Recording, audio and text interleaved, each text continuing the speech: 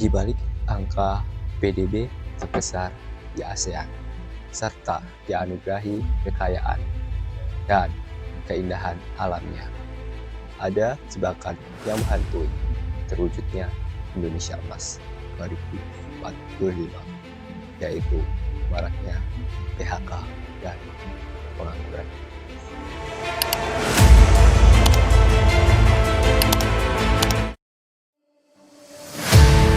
Assalamualaikum warahmatullahi wabarakatuh. Perkenalkan, nama saya Fahri Hamid dari kelas 12 Vision.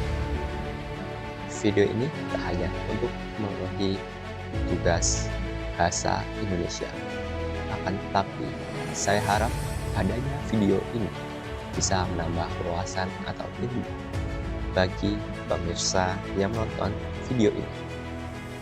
Pada video kali ini, saya akan menelusuri apa penyebab dari maraknya PHK dan pengangguran yang ada di Indonesia, serta apa solusi yang bisa kita lakukan bersama untuk mengatasi permasalahan ini.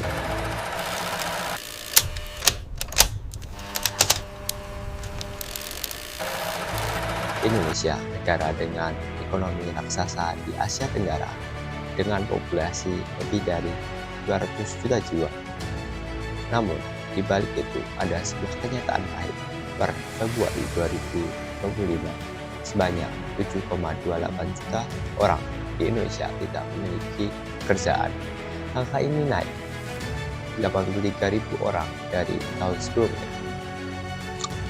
Mimpi Indonesia Emas 2045 terasa semakin jauh, bahkan bisa jadi utopia saja jika masalah ini tidak segera ditangani. Tidak hanya pengangguran, gelombang PHK juga menjadi sorotan. Ada perbedaan data yang signifikan antara Litbang Partai Buruh dengan pemerintah. Dari Litbang Partai Buruh tercatat sekitar 70.000 pekerja yang terkena PHK.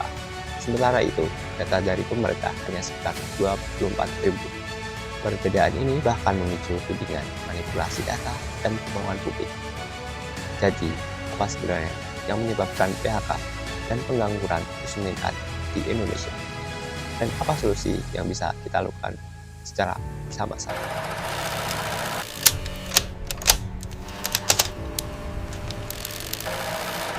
Ada beberapa faktor yang menjadi biang keladi dari permasalahan ini. Yang pertama, ekonomi yang tidak stabil. Pertumbuhan ekonomi kita pada triwulan pertama tahun 2025 melambat ke angka 4,87%, terendah dalam 2 tahun terakhir. Untuk mencapai Indonesia Emas, kita perlu pertumbuhan minimal 7%. Ini terjadi karena ekonomi kita sangat bergantung pada konsumsi rumah tangga yang kini melambat akibat tekanan global, perang dagang, hingga perubahan iklim yang mengganggu panen dan menaikkan harga.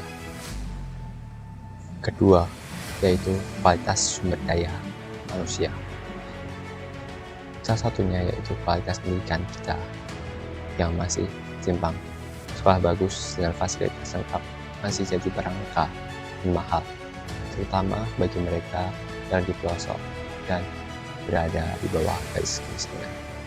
Akibatnya, pola pikir masyarakat menjadi rapuh.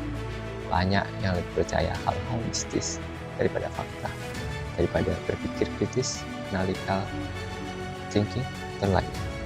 Sehingga berita hoax menyebar lebih cepat daripada kebenaran yang ada.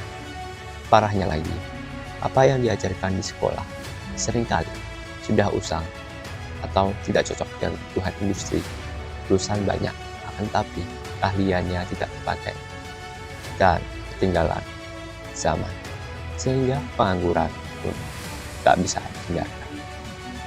Saat kita butuh banyak lapangan pekerjaan dan butuh investor, justru praktik premanisme dan pemerakan oleh oknum, baik sipil maupun aparat, membuat para investor ragu untuk berinvestasi serta menambah beban biaya yang bisa mengungkap dan penuh resiko.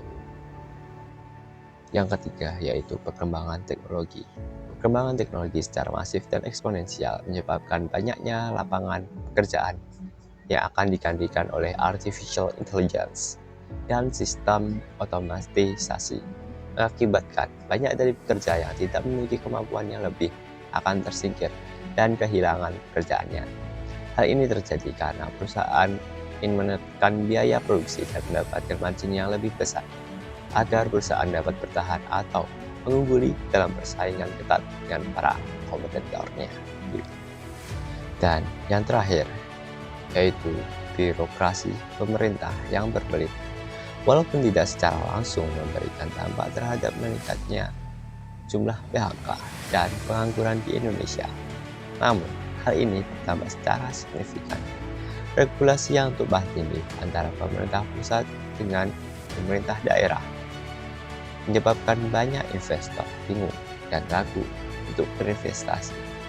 Ketidakpastian pengurusan izinnya berbelit-belit dan acap kali adanya biaya tambahan yang tidak terduga untuk mempercepat dan memperlancar proses pengajuan perizinan, membuat para investor akan berpikir dua kali untuk menanamkan modal.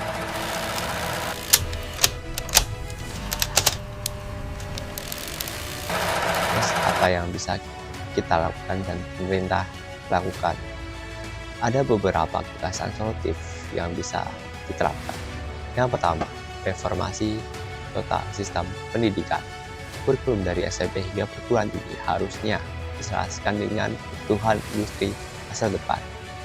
Lembaga pelatihan kerja harus ditingkatkan untuk menciptakan tenaga kerja yang kompetitif secara global dan yang tak kalah penting melatih masyarakat untuk berpikir kritis berbasis data, bukan hanya mitos. Kedua, yaitu membuka lapangan pekerjaan dengan kualitas yang terjamin. Ini bisa dilakukan dengan mempermudah izin usaha, memberikan insentif pajak bagi perusahaan baru dan UMKM, serta memberikan perlindungan hukum dari praktik pemelakan yang menghambat investasi. Ketiga, pemerataan pembangunan infrastruktur.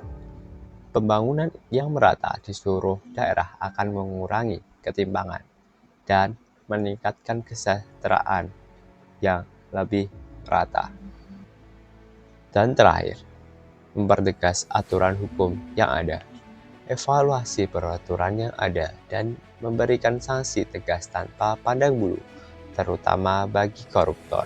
Ini akan menciptakan rasa aman bagi investor untuk menanamkan modalnya di Indonesia.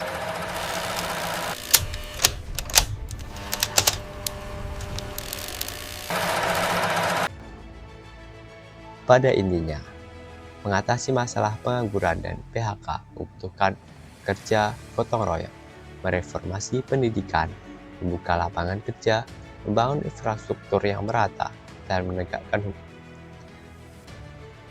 Ada sebuah kutipan, yaitu yang akan mengambil alih pekerjaan mayoritas orang-orang bukanlah AI, melainkan orang yang lebih pandai dalam menggunakan AI.